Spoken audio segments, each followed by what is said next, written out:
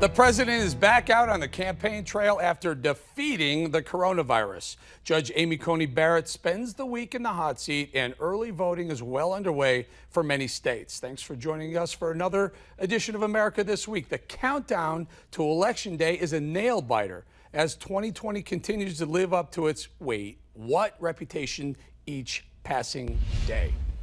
It's time to wake up, America. While we're up to our eyeballs in the political season, Trump supporters are jumping up and down, screaming every time Joe Biden loses his train of thought.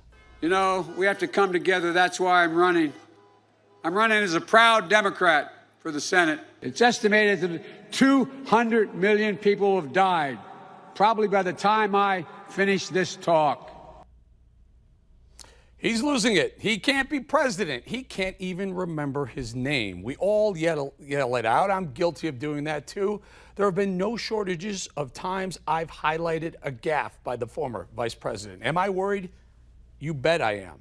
And on the other sideline, the liberal media is constantly jumping up and down about President Trump not wearing a mask. And boy, were they upset when Trump said this. One thing with me, the nice part, I went through it. Now they say I'm immune. I feel so powerful. I'll walk into that audience. I'll walk in there. I'll kiss everyone in that audience. Is the media really worried, or are they just against Trump? I suspect they're genuinely worried about the message a maskless president is sending. I also believe they're petrified of the thought of 4 more years of Trump.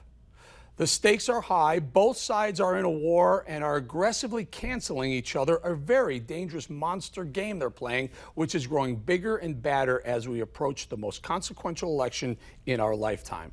Trump supporters pointing fingers at Biden's mental state, and Biden folks calling Trump a virus super spreader. With all this emotion and infighting going on, as we plot and plan to destroy the other side on the airwaves, on the sports courts, and at the dinner table, we've lost sight of something way more important than who will occupy the White House for the next few years. We've lost track of what really matters. China is getting away with murder. 215,000 Americans have died, and over 1 million have died worldwide. This week, a resurgence in cases has pushed us over 50,000 in a day again. We're so busy digging up dirt and sound bites that support our version of who's responsible, Trump or Biden, we've lost sight of the real perpetrators, the Chinese Communist government. Coronavirus has ripped America apart at the seams. This is from Prom 2020? Is that what this is? I mean, this looks more like a scene from a horror flick than a real high school prom. Now, that's not Trump's fault. And closing down cities and economies and wearing your tube socks around your face hasn't slowed the virus down. And that's not Biden's fault either. In fact, with the benefit of 10 months of data, it's damn near certain this virus has to have been altered in a Chinese lab. No way this is your routine guy and girlfriend chow down on an uncooked bat turned into a virus. COVID-19 is far too deadly and far too persistent to be a routine virus. No, this has to have been accelerated in a lab. COVID-19 started in China. COVID-19 leaked from China.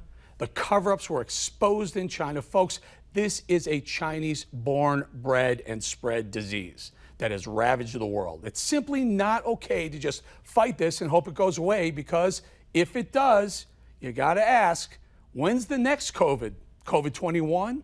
Will COVID-24 be even deadlier? Who knows? But I do know this.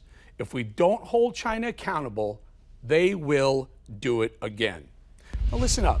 Somebody's got to address this virus with China. That somebody's got to hold China accountable for all the death and economic destruction this virus has inflicted on us all. While Trump banned Chinese citizens from coming to America in January, we now know for sure Joe Biden and his son Hunter were in bed with China on deal after deal after deal. The question is, who do you want to deal with China come January? Think about that before you pull a lever November 3rd.